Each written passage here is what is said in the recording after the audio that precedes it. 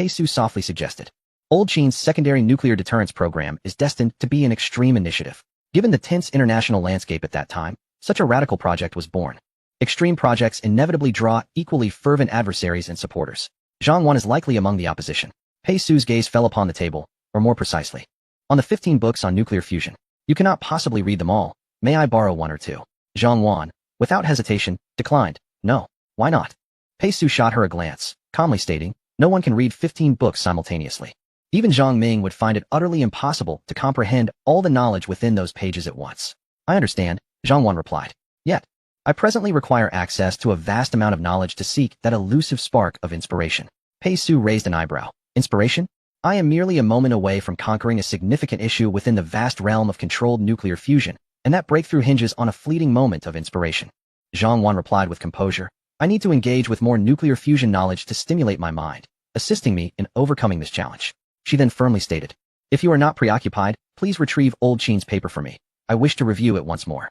Pei Su chuckled in exasperation. This woman. Without further hesitation, she casually grabbed a book and began to flip through its pages.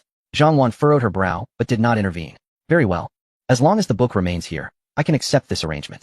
Although she was unaccustomed to sharing her reading space, she recognized that she lacked the authority to command him otherwise. After all, this young man, while possibly of a lesser status, held a classified clearance that surpassed her own. In terms of confidentiality levels, Huahua has 6 tiers: confidential, secret, highly confidential, military secret, and military highly confidential. Zhang Wan herself only possessed a clearance of secret, while Pei Su was classified at the highest tier, military highly confidential. This distinction arose from his remarkable ability to elevate fields that had already reached their limits through each of his studies. For instance, the transition from the 6th-generation fighter to the 8th-generation fighter, or from the 4th-generation armored vehicle to the 5th-generation armored vehicle, or from the 4th-generation tank to the 5th-generation tank. Suddenly, a thought surged within Zhang Wan's mind. Perhaps the most daunting challenge she faced could also be unraveled by this young man before her. Yet, he had likely never encountered information on nuclear fusion before. Could he truly accomplish this? Zhang Wan fell into deep contemplation.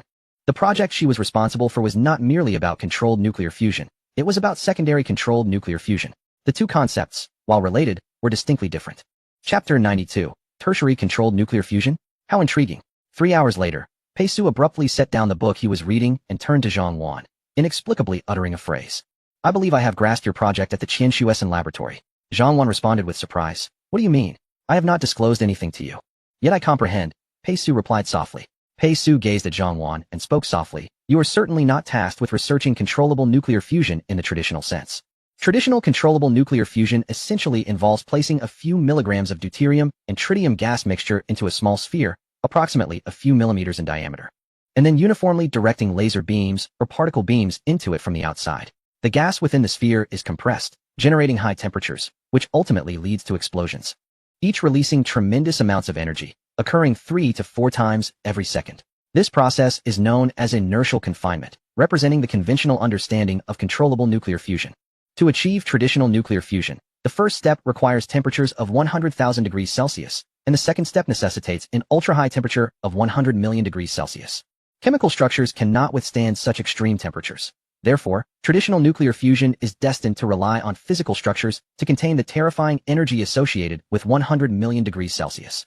As she spoke, Pei Su smiled. However, I believe your responsibilities do not lie in this area. What you are engaged with is a theoretical technology involving helium-3 nuclear fusion. The energy density of helium-3 fusion is 125 times that of traditional fusion, and it produces no secondary pollution. I am unaware of the specific project name regarding tritium fusion at your Qianshuesan laboratory, but I suspect it pertains to this very aspect. Thud, thud, thud. Zhang Wan stood up in astonishment. How did you guess this? Pei Su was spot on, his insights remarkably precise. The Qianshuesan laboratory was indeed not researching traditional controllable nuclear fusion. Despite the challenges of traditional fusion, Li Mutong, the head of the academic committee at the Qianshuesan laboratory and Zhang Wan's direct superior, had confidently chosen to pursue helium-3 fusion. What is helium-3? Surely you know about the moon. Its soil is abundant with this resource. Helium-3 fusion offers 125 times the energy of traditional fusion, and the project is also referred to as the secondary fusion project. Zhang Wan's voice trembled slightly. How did you come to know this? Quite simply.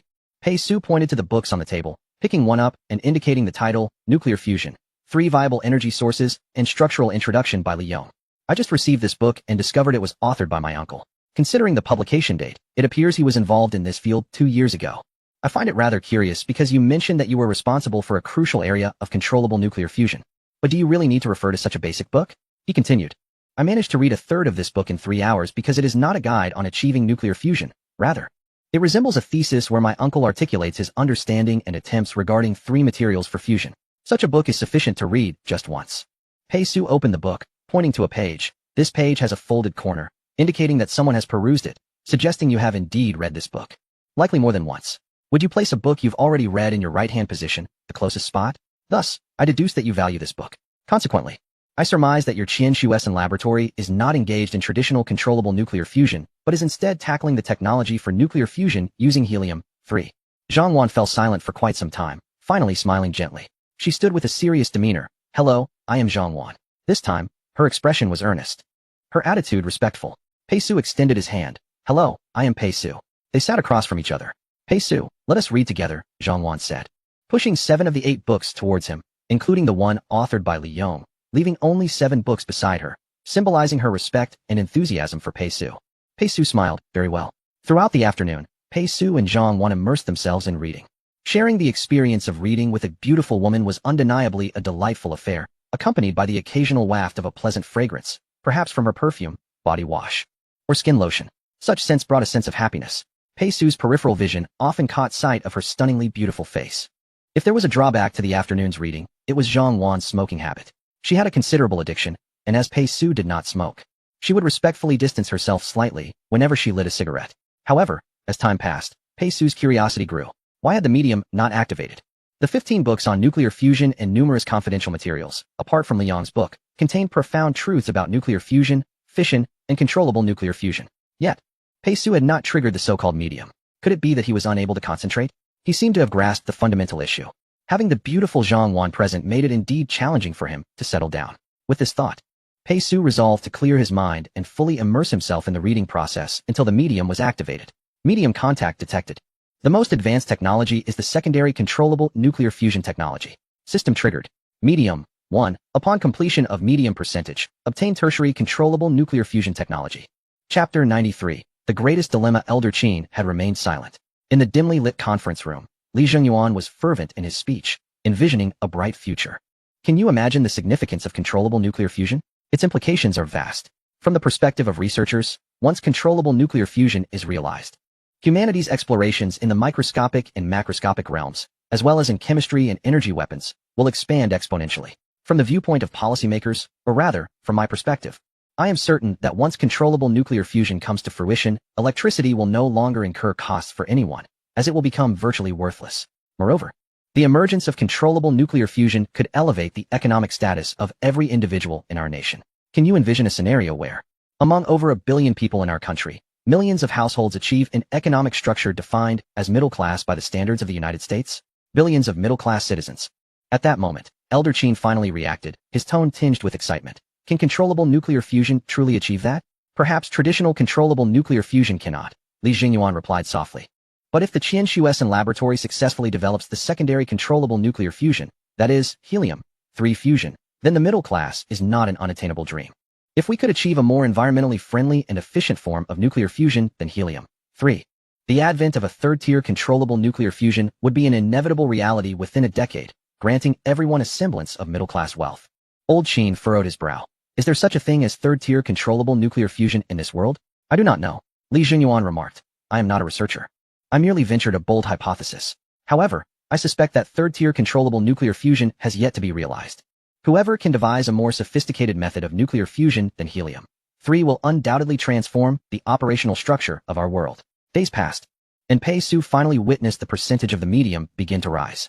Medium percentage, too, in truth. The medium for controllable nuclear fusion has exhibited the slowest rate of increase in history. Perhaps this is correlated with the significance and complexity of this technology. As controllable nuclear fusion is an extraordinarily vast field, far exceeding the scale of tanks or airplanes. To put it simply, a team dedicated to controllable nuclear fusion must consist of no fewer than 300 individuals, all of whom must be top-tier scientific talents. Only then can this technology be successfully developed within a few short years. However, with a medium in place, as long as Pei Su is willing to invest time. Once the medium's percentage is completed, he will acquire a third-tier controllable nuclear fusion technology that surpasses helium 3. Once the technology is secured, the manufacturing process will become significantly more manageable, for there will be a clear objective. In the library, Pei Su observed Zhang Wan. Over the past few days, he had frequently encountered her, and she appeared increasingly haggard. She was still in search of that fleeting spark of inspiration capable of resolving the most challenging issues within the colossal Helium-3 fusion project. To this end, she had devoted nearly all her time to the library, desperately seeking that moment of creative epiphany. Her vitality was visibly waning. She had consumed countless packets of women's cigarettes. Pei Su could scarcely bear to watch. He softly inquired, "What troubles you? I can attempt to assist you." Zhang Wan, with deep-set dark circles under her eyes, turned her head and shook it towards Pei Su. "This is confidential. Ah Su, I long to share it with you, but the protocol forbids it. If I violate the confidentiality agreement, I could face imprisonment." Zhang Wan understood all too well what controllable nuclear fusion entailed, particularly as they were working on helium-3 controllable nuclear fusion. Should a leak occur, the repercussions would be severe. Even though Zhang Wan was now the deputy head of the project, a breach of confidentiality would lead to dire consequences. Moreover, if she were to divulge information to Pei Su, and he inadvertently leaked it, both would suffer the consequences. Through their recent discussions and readings, Zhang Wan had grown quite fond of Pei Su. She did not wish to see him in trouble, and was also keen to protect her own interests. Pei Su, perceiving her reluctance, chose not to press further. Just as they were about to resume their studies, an unexpected voice interrupted. "You can tell him, Zhang Wan." The two turned towards the source of the voice to see Li Mutong approaching leisurely. "President." Zhang Wan stood and nodded gently. Pei Su also rose and regarded Li Mutong, who appeared equally weary, seemingly troubled by some issue. He spoke softly. "Pei Su, our current helium-3 fusion project has indeed hit a deadlock. I attempted to inquire about other research units responsible for controllable fusion to seek their insights. But the nation maintains strict confidentiality and has decided not to disclose any information until all parties have concluded their research. Thus, I ultimately resolved to consult with the Lonka Institute. Yet, even your uncle Li Yong, the esteemed academic known for his expertise across disciplines, informed me that this conundrum remains unsolvable." As he spoke, Li Mutong turned his gaze towards Pei Su, perhaps clinging to a final glimmer of hope. He softly asked, "Could you attempt to resolve this issue?" Pei Su set down his book and replied gently, "That depends on the nature of the problem." With Li Mutong's support, Zhang Wan seemed to gather her resolve. She disclosed the current predicament surrounding helium-3 fusion. "In truth, not only has our helium-3 project stagnated, but I suspect other units have encountered similar obstacles. We are all grappling with the same issue, temperature. Only at elevated temperatures can atoms in their most fundamental state transition into a form suitable for nuclear fusion. Traditional nuclear fusion requires temperatures of 100 million degrees Celsius, while our helium-3 demands a staggering 1 billion degrees Celsius. Yet, among all known chemical structures, there is none capable of withstanding even 10,000 degrees Celsius. Thus, we find ourselves trapped, unable to advance or retreat." As she spoke, Zhang Wan absent-mindedly tucked a loose strand of hair behind her ear and lit another cigarette. Nearby, Li Mutong casually lit a white liqueur. Chapter 94, Deceiving Pei Su? Zhang Wan continued, "Currently, I believe that all research teams engaged in controllable nuclear fusion are similarly ensnared at this juncture." Pei Su fell silent, contemplating Zhang Wan, and then Li Mutong. During the brief moments of his reflection, Li Mutong's expression shifted from hope to disappointment. The flicker of light in his eyes extinguished. "Very well, I shall take my leave," he said, shaking his head and departing without further comment. Pei Su remained lost in thought. Zhang Wan gently reassured him, "I understand this issue is formidable. It is normal for you, still in the preliminary stages of learning about nuclear fusion, to feel overwhelmed." She sought to comfort Pei Su, for this dilemma affected not only him but also herself, Li Mutong, the entire academic committee of the Qianshuesan laboratory, and even those in allied departments researching controllable nuclear fusion. No chemical structure could endure temperatures exceeding even 10,000 degrees. Yet, for helium-3 controllable fusion to succeed, 1 billion degrees Celsius is required. What does this imply? Consider this. A typical person may succumb to a fever of 42 degrees Celsius. In nature, the highest temperature-tolerant creature is the Pompeii worm, capable of withstanding temperatures of 80 degrees Celsius, but as a poikilothermic organism, discussions of temperature are largely irrelevant. This represents the utmost limit of biological endurance. What of celestial bodies? The sun's surface temperature reaches 5,500 degrees Celsius, while its core temperature soars to 16 million degrees Celsius. All of these figures are alarmingly inadequate, insufficient to the point of insignificance. Traditional controllable nuclear fusion demands 100 million degrees Celsius, while helium-3 fusion requires a staggering 1 billion degrees Celsius. How does the sun achieve nuclear fusion? It relies upon its own gravitational force to facilitate this phenomenon. But how immense is the mass of the sun?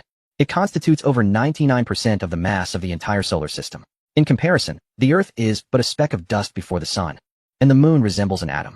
Controllable nuclear fusion is often referred to as an artificial sun. Humanity may, at best, create a second sun after mastering controllable nuclear fusion. It is impossible to possess a sun and then create controllable nuclear fusion. Thus, we find ourselves at an impasse. Humanity cannot achieve controllable nuclear fusion through gravitational means. Nor can we generate the requisite temperatures of 1 billion degrees through chemical structures. It seems this conundrum remains unsolvable. However, Pei Su has become engrossed in contemplation for an extended period, immersed in the depths of this dilemma, devoting his entire focus to it. Talent is essential for researchers. Zhang Wan clearly possesses such a gift, yet Pei Su is equally endowed. How does one ascertain whose talent surpasses the other? The answer is simple, in the absence of any clues. The one whose mind can more swiftly ignite fleeting inspirations that are nearly impossible to capture is the more gifted individual. Days passed, 1 day, 2 days, 3 days, within the stillness of the military-grade National Library beneath the Qian Shuesan Laboratory. To Zhang Wan, Pei Su appeared entranced. He remained silent, arriving at the library each time with an abundance of paper and ink, scribbling and sketching on the pages. Using a fountain pen, which requires ink. There was an occasion when he brought a pancake and a bowl of soup. So absorbed was he that he crumbled the pancake and inadvertently tossed it into the ink bottle, consuming it piece by piece until he realized, upon reaching the 3rd piece, that he had become too enraptured. I was too absorbed, Pei Su finally uttered. For the following 10 days, he continued in this manner, increasingly entranced. Zhang Wan felt a genuine concern for Pei Su's physical well-being, and even more so for his mental state. She somewhat regretted sharing this problem with him. By December 2026, 3 months had elapsed since Pei Su first ventured into the military-grade National Library beneath the Qian Shuesan Laboratory. One afternoon, feeling quite famished, Zhang Wan resolved to procure some food. Before departing, she inquired if Pei Su needed anything. He replied, "Just bring me 2 steamed buns." Zhang Wan kept her response brief, deciding instead to fetch 2 bowls of meat dishes for him. During her absence, Pei Su experienced a sudden jolt of clarity, setting aside the book in hand. He gazed at the papers he had brought, now piled high upon the desk, each representing his attempts to solve the high-temperature problem over the past 3 months. Yet, without exception, each solution concluded with his handwritten note. Feasibility, none. This indicated that even Pei Su could not unearth an inspiration to resolve this issue. Human effort ultimately has its limits. Consequently, Pei Su resolved to transcend humanity. Medium, 100. Completing the medium would yield the 3rd generation of controllable nuclear fusion technology. He felt an overwhelming influx of knowledge surge through his mind. Endless wisdom. What operational model underpins the 3rd-tier controllable nuclear fusion? How many times greater is the energy it produces compared to the 2nd-tier fusion, helium-3 fusion? Upon assimilating this technical knowledge, Pei Su inhaled deeply, a smile of relief illuminating his face. It's resolved. All problems have been resolved. In the canteen, he ordered 2 steamed buns, please, a bowl of braised chicken, and a chicken leg. Also, I'll have a lioness head meatball. After finishing her meal, Zhang Wan returned to serve Pei Su. It is natural for the youth, particularly researchers, to have hearty appetites. The mental exertion is quite substantial. Some researchers have lost significant weight within a year, shedding from over 200 pounds to 130 or 40. Zhang Wan, aware of Pei Su's vigorous appetite, prepared an ample amount of food. As she made her way back to the underground library, a middle-aged man brushed past her, turning to glance back. "Leader?" Zhang Wan exclaimed, realizing it was Li Mu Tang. She had been too absorbed in her thoughts regarding the creation of 1 billion-degree temperature. Li Mu Tang observed the numerous bags of food Zhang Wan carried and inquired, "What is this?" "Oh, just some food for Pei Su," she replied. Li Mu Tang nodded and could not resist asking, "Is he still as captivated?" Zhang Wan hesitated but eventually nodded. Sigh. Li Mu Tang shook his head, suddenly resolute, as if having made a decision. "No, we must extract this child from this vortex. I have seen too many exceptional individuals squander their time, ensnared in a singular field of study. I must intervene. He is a valuable talent." Li Mu Tang was determined, and Zhang Wan shared his concern. After all, if Pei Su remained fixated on an insurmountable problem, he might engage in countless futile studies. Perhaps, decades later, a researcher might discover his work and recognize his contributions to controllable nuclear fusion. But what of that? It would merely be a matter of decades hence. The prodigy, Pei Su, might very well be left despondent due to this dilemma. Thus, it became imperative to extricate him from this quandary surrounding controllable nuclear fusion. However, Zhang Wan cautiously inquired, "What should we do?" Li Mu Tang replied with unwavering confidence, "It's simple. We merely need to deceive him into believing we have resolved this issue. Once he knows we have found a solution, he will naturally cease his contemplation." Zhang Wan's eyes widened in disbelief, momentarily at a loss for words. Chapter 95. Li Mu Tang, you've leaked information. Zhang Wan's mind struggled to process this proposition. She had always been a person of deep contemplation, often discerning the true intentions of others. In high school, she recognized that a classmate's affection for her stemmed not from genuine admiration, but from her academic prowess. leading her to decisively reject his advances. In university, she discerned that the student council president's interest was superficial, focused on her appearance rather than her intellect, and she similarly declined him. Her overly sensitive analytical skills had served her well in her research career. Thus, she found herself grappling with Li Mu-Tang's suggestion. Rationality urged her that this was utterly unacceptable. "Leader," she murmured, "what we propose is essentially academic deception, a form of academic dishonesty. Such deception involves misleading someone about the research outcomes in their field. A notable instance is a researcher in the field of ALS who falsified data, resulting in a 50-year delay in humanity's progress toward conquering the disease." Li Mu-Tang, however, dismissed her concerns. "First, he is not a supervising member. Second, our actions are also for his benefit. Third, if I do not intervene and old Qin comes to question us, who will be accountable?" Zhang Wan hesitated, torn between her conscience and her loyalty to Pei Su. Rationality insisted that this was wrong. If Pei Su discovered the truth and shared it with others, and word reached the leaders of the National Academy, what would happen if they failed to produce results? Yet, her thoughts were not solely self-centered. She recalled Pei Su, recognizing in him her own reflection, his spirit gradually drained by the weight of an insurmountable issue, leaving him a mere shell of his former self. She gritted her teeth and hoped for a favorable outcome. Until the two entered the Military National Library, Zhang Wan led the way. Soon, they found Pei Su seated by the window, fervently scribbling something. "Pei Su, what are you doing?" Li Mu-Tang could not help but inquire. "Resolving the high-temperature issue." Pei Su replied without looking up. Zhang Wan glanced at Li Mu-Tang, who maintained a calm demeanor. He stepped forward and patted Pei Su on the shoulder, saying, "There is no need to continue writing. We have already unraveled this problem." Pei Su lifted his head, casting a skeptical glance at Li Mu-Tang. "Are you joking with me?" "Not at all," Li Mu-Tang asserted, though internally he felt his words lacked truth. "We have indeed solved the issue." Pei Su, with bloodshot eyes, regarded Li Mu-Tang. "That is impossible." For some reason, Li Mu-Tang sensed Pei Su was resolutely convinced that they had not addressed the high-temperature problem. "Why?" He managed to smile. "Do you think that because you can't resolve it, our team of 300 from the Qian Shuesan laboratory cannot?" Pei Su nodded yes. "You won't be able to solve it." Anger surged within Li Mu-Tang, yet he remained focused on their purpose. Gently, he began to stack the papers in front of Pei Su, effectively assisting him in packing up. "We have indeed solved this issue, whether you believe it or not. I must convey this to you. Pei Su, you are not the only genius in this world. There are many others. Your talented class, Lonkai class, is filled with individuals as exceptional and insightful as you. Zhang Wan here, your senior, is equally brilliant." Suddenly, Li Mu-Tang's hand was slapped, scattering the papers everywhere. Pei Su shot him a look. Research papers cannot be disturbed. Li Mu-Tang glanced at the contents of the papers, filled with incomprehensible formulas and data. But he paid little heed. Observing the tense atmosphere, Zhang Wan handed Pei Su a lunchbox. "Here is lunch for you." Pei Su accepted the box, took a bite of the steamed bun, and turned to Li Mu-Tang. "So how did you solve this issue?" His gaze bore scrutiny and disbelief. Li Mu-Tang scoffed. "I have no obligation to inform you, Pei Su. Besides, we are bound by confidentiality agreements. These agreements did not originate from the Qian Shuesan laboratory, but rather from the National Academy. Every member of the academic committee of the Qian Shuesan laboratory, comprising 300 individuals, had signed a confidentiality agreement with the National Academy. Should any information be leaked, severe consequences would follow." Pei Su appeared unfazed. "Initially, were you not the one who leaked information?" Li Mu-Tang's expression faltered. "That was an accident. I was desperate." Pei Su organized the papers on the table and picked up those scattered on the floor, restoring them to their previous chaotic arrangement. For him, every piece of paper was distinctly remembered and could be retrieved whenever he wished. "But you have seen what I have written. You too have leaked information," Pei Su stated calmly, looking intently at Li Mu-Tang. Li Mu-Tang was taken aback. "Leaked? I leaked information?" "Indeed." Pei Su stood up, gazing at Li Mu-Tang with a serene tone. "Mr. Li, perhaps you do not fully comprehend the nature of my confidentiality level. My secrecy does not pertain solely to information about me as an individual. It encompasses everything associated with the name Pei Su, which constitutes the highest level of confidentiality. Each piece of paper I write is, if pursued, also classified as highly confidential." Li Mu-Tang was dumbfounded. He had never encountered such a peculiar operational paradigm. In essence, Pei Su's confidentiality level was not merely military secrets, but encompassed all actions he undertook and information generated, rendering even the most mundane tasks classified. This was utterly absurd. Li Mu-Tang felt disheartened. He and Zhang Wan exchanged uneasy glances, both recognizing a significant problem. Initially, they had intended to deceive Pei Su and rely on confidentiality agreements to obscure the truth, allowing him to leave in a daze. However, they had not anticipated that Li Mu-Tang's mere glance at the paper would constitute a breach. Now, Pei Su appeared almost obsessive.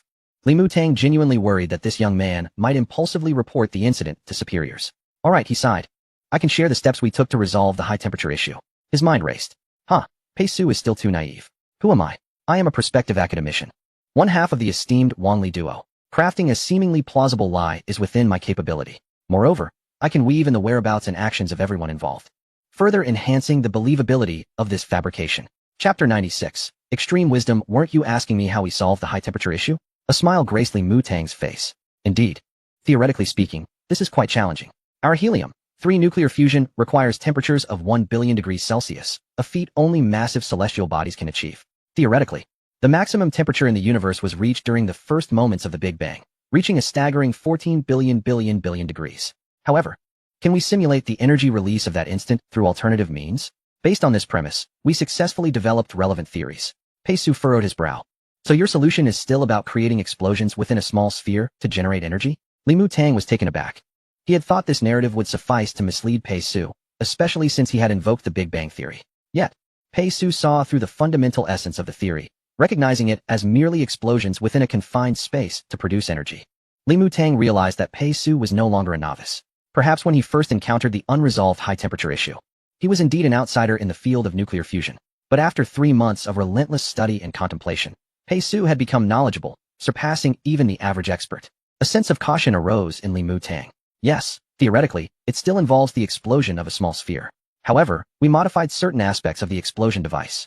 Unique natural phenomena such as lightning strikes, tsunamis, tectonic movements, and volcanic eruptions can unleash tremendous energy. Can you imagine? Even in the depths of the ocean, a tsunami can generate energy that, if harnessed, can raise the temperature of 2 atoms to 3.5 billion degrees Celsius. Pei Su scoffed. That remains purely theoretical. A tsunami with such energy would affect an area of at least 100 kilometers. To contain such colossal energy within 2 minuscule atoms is impractical. Is this some sort of jest? Yet, we have succeeded. Li Mutang spoke softly. We derived inspiration from the tidal effects of tsunamis for our small explosive device. Why not harness this energy for a secondary impact? As you know, the movements generated when 5 small spheres collide are entirely chaotic. However, if we constrain their trajectories using a powerful magnetic field, we can output a significant amount of energy with minimal input. Pei Su's expression shifted slightly, as if she were deep in contemplation. 5 small spheres, you say? Transforming a single explosive device into one involving 5 spheres is no trivial matter. It requires numerous trials and tests, including considerations of the magnetic field's frequency and whether the 5 explosive devices are interconnected. Noticing Pei Su lost in thought, a glimmer of pride flickered in Li Mutang's eyes. He had managed to deceive her. After all, he was more adept. Indeed, the fabrication he concocted was seamless. In truth, Li Mutang had once again divulged sensitive information. This time, it was genuine.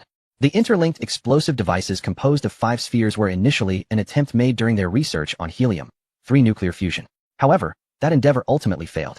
Even if the 5 spheres were interconnected, and their collisions could create mutual associations akin to tidal forces, they still faltered. 2 principal reasons accounted for this failure. As Li Mutang pondered, Pei Su displayed a mocking smile. She turned to him, saying, President Li, I understand your position. You empathize with my predicament and fear repercussions from Elder Qin. Yet, I despise being deceived. Li Mutang's expression stiffened. What do you mean? Are you implying I am lying? Pei Su regarded him with an air of confidence. At that moment, she was the Pei Su who had mastered the 3rd level of controllable nuclear fusion technology, the foremost authority on this vast field. Firstly, the notion of 5 interconnected spheres executing chaotic movements as an explosive device is implausible for 2 reasons. The first reason, each sphere requires a powerful magnetic field to constrain its trajectory. However, when you attempt to implement this, you will realize that simply using 5 magnetic fields to restrict different spheres consumes more energy than the device can yield. The second and most significant reason, even if the 5 magnetic fields successfully constrain the sphere's movements, allowing 10 molecules within the 5 spheres to explode and generate substantial energy through their interconnection, this energy becomes uncontrollable once it surpasses the magnetic field's limits. When the energy produced by the 5 spheres exceeds the constraints of the magnetic field, the temperature reached is neither sustained nor instantaneous, but rather in a quantum state. Quantum state? At this revelation, Li Mutang finally wore a look of astonishment. Did you conceive this yourself? Or did Zhang Wan inform you? Zhang Wan shook her head. You are mistaken. I have been with you all along. In that moment, Li Mutang felt a chill run down his spine. For the first time, he perceived how formidable the young man before him truly was. Indeed, Pei Su was correct. The yield from the 5-sphere explosive device was considerably lower, even less than that of a single-sphere explosive device. The primary issue stemmed from the inherently chaotic nature of the 5 spheres' movements. Are you familiar with 3-body motion? 3 celestial bodies, entangled by mutual gravitational forces, display unpredictable trajectories. In a similar vein, the 5-sphere explosive device operates under comparable principles. Initially stable due to the 5 magnetic fields confining the energy within,